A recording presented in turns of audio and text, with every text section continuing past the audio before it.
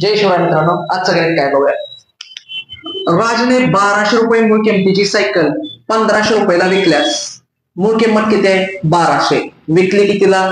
1500ला. शेकडा नफा किंवा तोटा किती?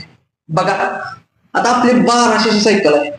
1200 म्हणजे 1200 म्हणजे 100%. 1200 म्हणजे 100%.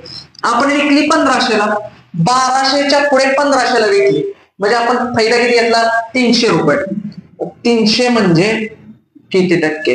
1200 म्हणजे 100%, तर 300 म्हणजे किती टक्के? मग काय करायचं? तिरका गुणाकार करायचा. म्हणजेच काय? 300 गुणिले 100 आणि छेदात काय घ्यायचं? हे वरचे 1200. चला तर 2 शून्याला 2 शून्य गेले.